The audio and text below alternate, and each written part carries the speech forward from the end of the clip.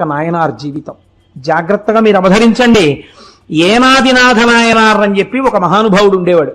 ఆయన గొప్ప కత్తి యుద్ధం చేసేవాడు. ఆయన దగ్గర కత్తి యుద్ధం రాజులు కూడా నేర్చుకున్నారు. ఆయన కత్తి యుద్ధం నేర్పడం ఒక్కటే ఆయన వృత్తి.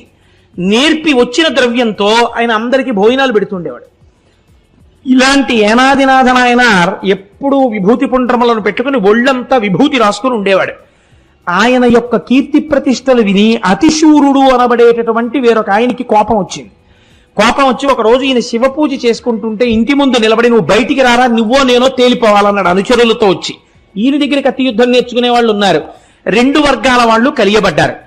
ఈయన ఏనాదినాథ నాయనార్ కత్తి పట్టుకుంటే ఎదురుగుండా ఎవరు నిలబడలేరు. అందరినీ దురుమాడుతున్నాడు. అందరి తలకాయలు తెగిపోతున్నాయి. చూశాడు అతిశూరుడన్న ఆయన. ఈయన్ని ఎలా ఆపాలి అనుకున్నాడు.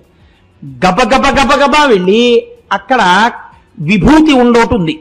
ఆ విభూతి ఉండ మీద చెయ్యేసి లలాటమునందు, కంఠమునందు, చేతుల మీద, కడుపు మీద, గుండెల మీద, వీప్ మీద, కాళ్ళ మీద, పాదాల మీద విభూతి రాసేసుకొని వచ్చి కత్తి పట్టుకుని నించున్నాడు.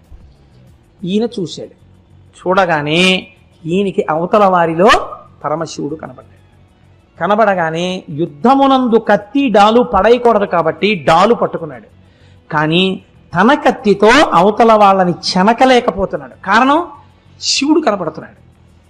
ఆయన ఈయన్ని చంపడానికి ఆ విభూతి పెట్టుకున్నాడు. పెట్టుకుని ఇప్పుడు ఆయన కత్తి తీసి డాలు అడ్డు పెట్టుకోలేనప్పుడల్లా ఏనాది నాయనార్ని కత్తితో ప్రహారం చేస్తున్నాడు.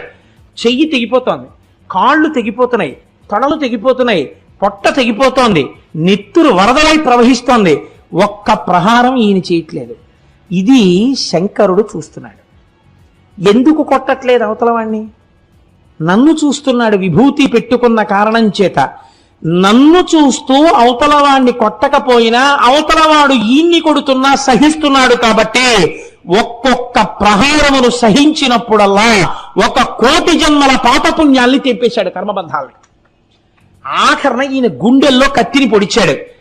ఈయనకి ఏ విధమైన బాధ లేకుండా శంకరుడు ఆ జ్యోతిని తనలో కలిపేసుకున్నాడు. కేవలం విభూతి పెట్టుకున్న వ్యక్తితో కత్తి యుద్ధం చెయ్యకుండా తాను మరణించిన కారణానికి ఏనాదినాథ నాయనార్ శివుడిలో ఐక్యమైపోయాడు. ఇది మీరు మామూలుగా చదివారనుకోండి, ఈ నాయనార్ చరిత్ర ఏమిటండి ఇలా ఉందనిపిస్తుంది. మీరు భస్మ మాహాత్మ్యమును సరిగ్గా అర్థం చేసుకుని చదివారనుకోండి, మీకు అర్థమవుతుంది. అందుకే